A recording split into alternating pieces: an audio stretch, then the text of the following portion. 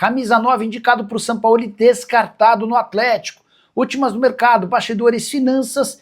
Fala aí pessoal, eu sou Jorge Nicola, bem-vindos a mais um vídeo do canal, sempre bom ter vocês por aqui. Sem perder tempo, pedir para deixar like, se inscrever no canal e ativar as notificações. Preciso falar agora sobre o Galo para contar que Germán Berterame, centroavante argentino de 27 anos de idade, indicado por Jorge Sampaoli, não será contratado. O Monterrey, que detém os direitos econômicos do Berterame, não tem a intenção de negociá-lo.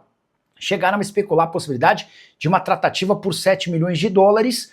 O Monterrey já afirmou que não negocia por qualquer valor inferior à multa rescisória, que é hoje de 15 milhões de dólares, e a gente está falando de algo na casa dos 80 milhões de reais. O Berterame também não pretende forçar a barra para trocar o Monterrey pelo Atlético Mineiro.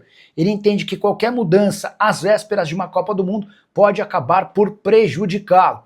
Temporada atual do Berterame, de 21 jogos, 11 gols e 3 assistências. Ele marcou um dos gols na derrota do time dele por 2-1 para o América do México nesse sábado.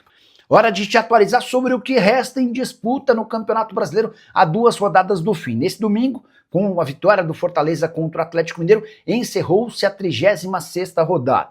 E dá para contar que o título hoje tem apenas 2 times na disputa. O Cruzeiro, com um empate no sábado contra o Ceará, saiu de qualquer disputa. Hoje Flamengo e Palmeiras são os candidatos, mas o Flamengo é favoritíssimo. 75 pontos para o Fla, 70 pontos para o Palmeiras. Se o Flamengo vencer o Ceará na quarta-feira, será campeão.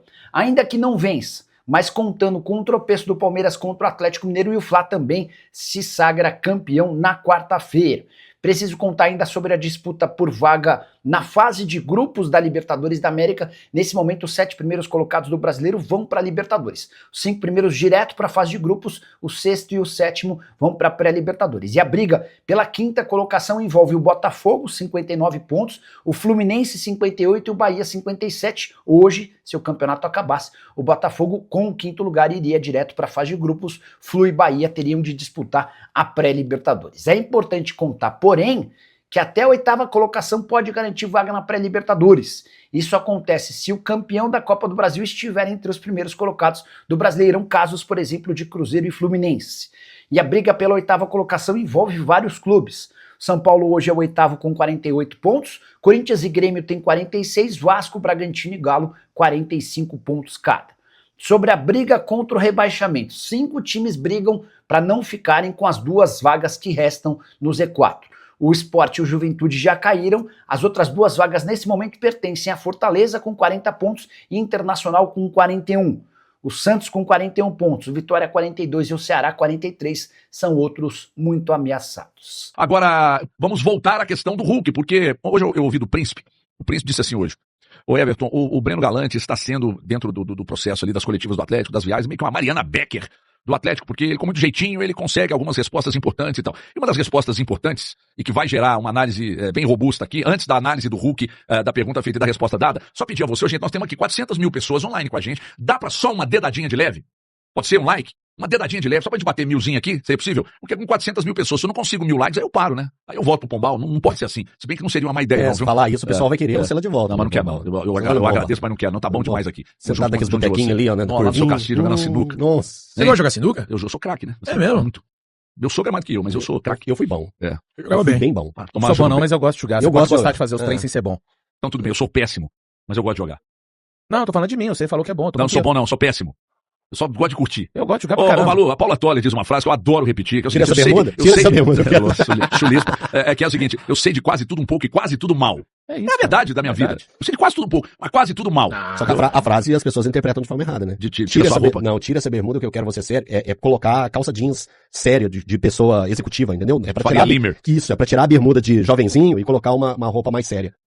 Entendeu? As pessoas interpretam a música errada. Bermuda é bom demais, né, velho? Depende da ocasião, né, irmão? Tem uns que nem de bermuda, né? Uns belo pelado. Ô, Matheus, põe o Hulk falando aí pro Breno Galante. Ô, Hulk, você desculpa, tá? Mas eu já discordo de tudo que você falou. Roda aí, por favor.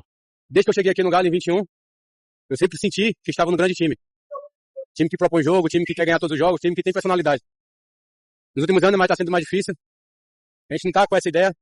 A gente tá mais sendo reativo do que ativo, é muito difícil. Onde você tem que jogar no erro dos adversários, sendo que nós temos que jogar como time grande. Somos time grande. Hoje, como eu sempre falo, eu aprendi que existe a hierarquia na vida e no futebol, principalmente. A gente sempre tem que respeitar as decisões de quem manda, né? Foi assim com todos os treinadores que passaram aqui. Eu, particularmente, eu procuro sempre entender as formas e a maneira de jogar para tentar ajudar da melhor maneira possível. Por vezes é difícil, que foge um pouco das características. O Sampaoli é um treinador que eu gosto muito dele, como eu sempre falei, tenho muito respeito por ele, pela carreira dele, por tudo. Mas assim, se você prestar atenção nos jogos, eu fico muito sozinho ali, na frente. E é muito difícil jogar de costa, não é minha característica jogar de costa. Então é natural que aconteça muitos erros, é natural que esteja deixando um pouco a desejar. Eu sou um jogador que estou acostumado a ter números altos. E infelizmente os números baixaram bastante devido a fazer uma função onde eu não estou acostumado a fazer. Ô, Hulk, eu discordo de você, porque os números provam que você está errado, mas não só os números provam que você está errado, não. A forma que o time do São Paulo jogou desde a chegada também provam. O São Paulo, você jogou de costas e também jogou vários jogos exatamente da forma que você gosta de jogar e nem assim você rendeu. E nem assim você rendeu. Então, os números provam o contrário do que você está dizendo e as próprias atuações provam o contrário do que você está dizendo. Agora tem uma coisa que está me deixando preocupado e a gente já falou sobre isso, eu queria que você tocasse nesse assunto. Cara, o movimento que está sendo feito para fritar o São Paulo é um movimento estranho. Perigoso. E perigoso também. Eu vou só voltar no tempo aqui um pouquinho. O Filipão, quando ele chega ao Atlético, não sei se vocês vão lembrar, ele falava assim, eu não preciso de reforços, eu vou com esse time até o fim. Vocês lembram disso? Como não lembrar? Vocês lembram disso? Ok, então pega esse sentido.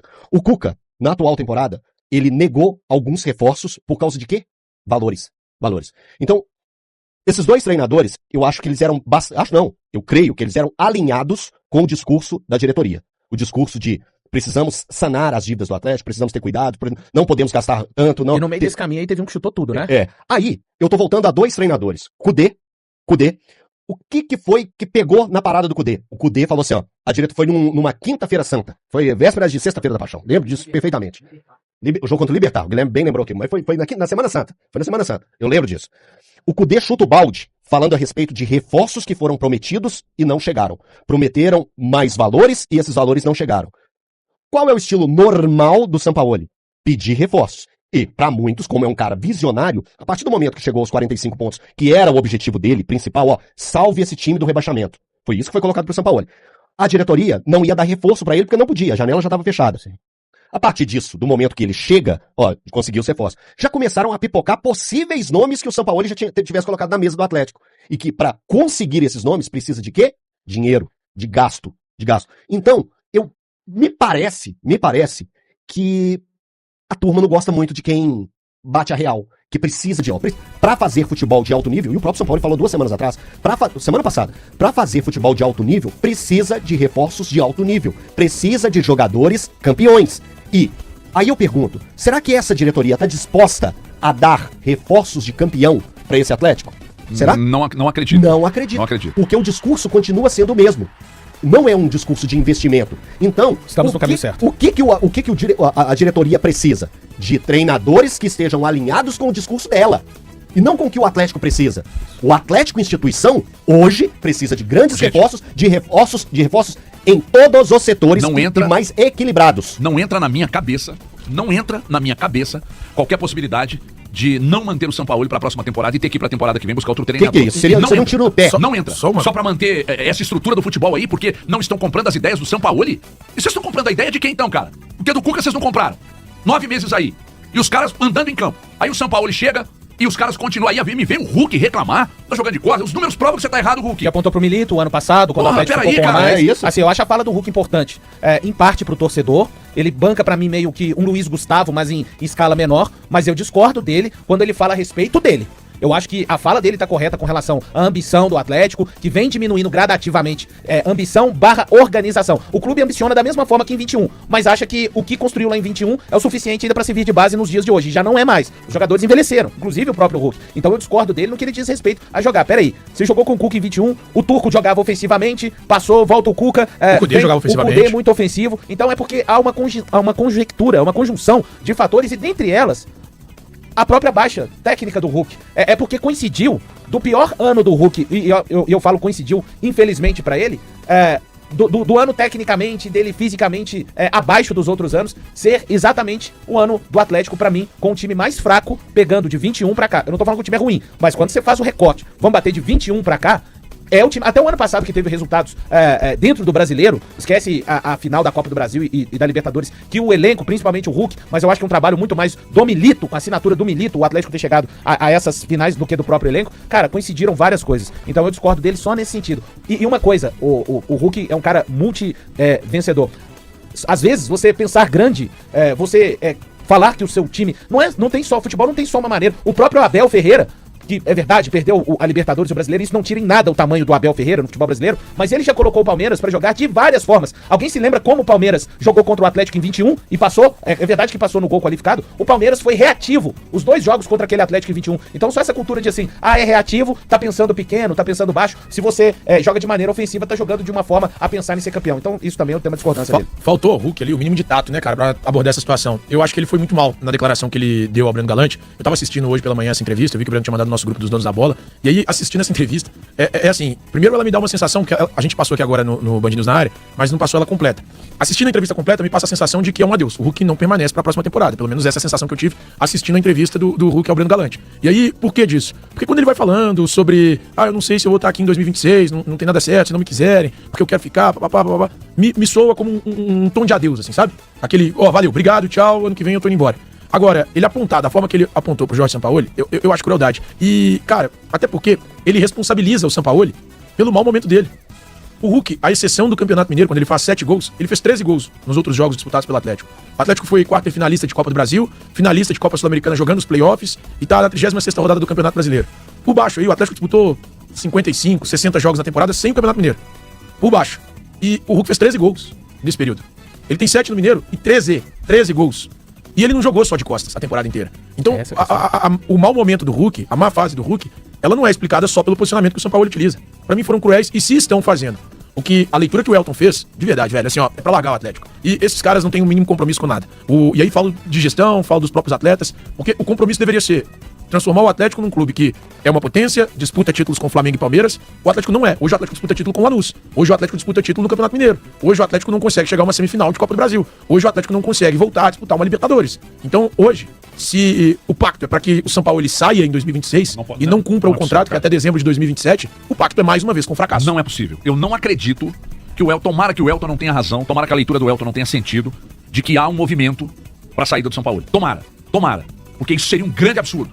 Ninguém tá dizendo aqui que a campanha é do cacete, que o São Paulo tá fazendo um trabalho de excelência, porque não tá. Mas o São Paulo não tá, o Cuca não conseguiu, então não me parece que o problema seja só o treinador. O Cuca teve um aspecto aí que ele se apegou ao cargo, ele tentou se manter como treinador, tentou salvar o emprego dele, bancando aquilo que não era responsabilidade dele e pagou caro por isso. O São Paulo é diferente. O São Paulo, pelo que eu tô vendo o Hulk dizer, ele tá entrando em campo fazendo aquilo que ele não gosta de fazer, o que não faz sentido nenhum, porque ele já jogou de várias maneiras e quantos gols ele fez com o São Paulo? 3?